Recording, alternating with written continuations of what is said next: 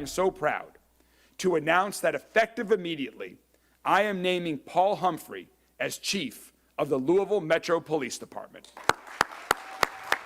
Making it official there, the man who's been leading LMPD for the last 2 months will now take on that role permanently. It is our top story here at noon. Thanks for joining us. I'm Brooke Hash. Humphrey is an 18-year veteran with the department and took over the role of interim chief back in June after Chief Jacqueline Gwynn Villarreal's resignation.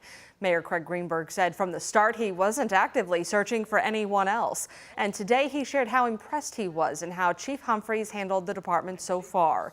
He'll be sworn into the official role in 2 weeks. At the same time, 16 members of LMPD will be promoted within the command staff. The question at the top of many's minds will he be able to make cultural changes needed within the department? I understand the people here. I'm part of the people here. I'm as dedicated to the people here, not just on the department, but in the city, as anybody ever has been. I think to improve a place, you have to be part of that place. Improvement from the outside rarely works. September 27th is the swearing-in ceremony, and it is available to the public. Paul Humphrey is the 6th person to lead LMPD since 2020. Take a look in either an interim, acting, or a permanent capacity. Starting with Steve Conrad, who was chief during the shooting death of Breonna Taylor. LMPD later brought in outside forces with Erica Shields serving as the next full-time chief. Jacqueline Gwynn Villarreal came with Shields from Atlanta and took over when she stepped down.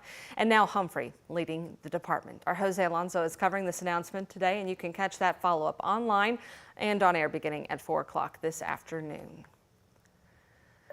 A woman died in a Valley Station house fire early this morning despite rescue efforts by Pleasure Ridge Park Fire. That fire broke out around 3 a.m. on Stephan Drive, where PRP firefighters were on scene within 4 minutes and found heavy fire on the first floor extending into the second. We're told they rescued that woman from the residents who died at the hospital, and a firefighter was also transported with minor burns to the arm, but already back on the job this afternoon. A suspect in the recent street racing takeovers appeared in court today. Metro Police said 18-year-old Bryce Johnson was one of several people doing donuts at 26th and Market Streets over the Labor Day weekend. An officer said he was also seen at the takeover near Iroquois Park with a passenger hanging out of his window. All this with police saying Johnson admitting to participating in these takeovers. And today in court, the prosecution said Johnson's actions were reckless and dangerous to the community. There was a clear danger to the society as several officers were involved. The allegations are that there was another individual hanging outside of the car on 2 separate occasions. Once the original location was shut down, the defendant drove to a separate location and did the exact same thing. He is a clear danger to the city. He is charged with wanton endangerment, reckless driving, and riding. His bond is set at $2,500. Today, in-person classes remain canceled for Laurel County schools. Students have been home now for 6 days as police search the area for a suspected I-75 shooter, Joseph Couch. Various law enforcement agencies, including the Kentucky Division of Forestry, have increased search efforts for Couch deep into the Daniel Boone National Forest. Police believe on September 7th, he used an AR-15 style rifle at passing cars from a ledge overlooking the interstate there in London, Kentucky. He shot 5 people, and police recovered the weapon, ammunition, and a vehicle registered in Couch's name near the scene. Kentucky State Police said they still believe he is alive, armed, and dangerous. Well, with students in that area still at home, our Alexandra Goldberg spoke with a woman stepping up to make sure these kids get fed.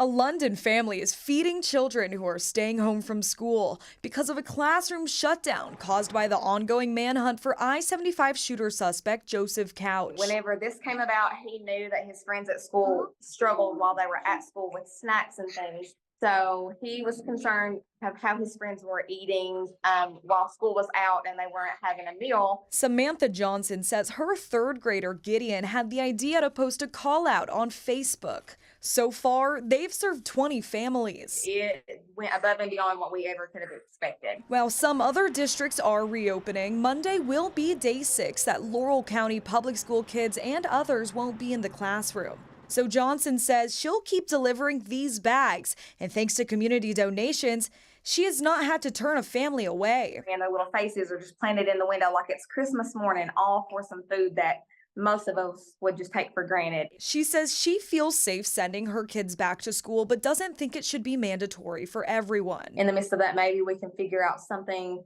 with the food situation to where we can make sure that all of these kids are getting nutrition delivered while they're at home. In the meantime, the Johnsons will continue to provide food for those in need, what Johnson calls a light in the darkness. Alexandra Goldberg, WHAS11, on your side. Donations and requests for food are still being accepted, so if you're in the area, those can be dropped off at Calvary Baptist Church in London, Kentucky.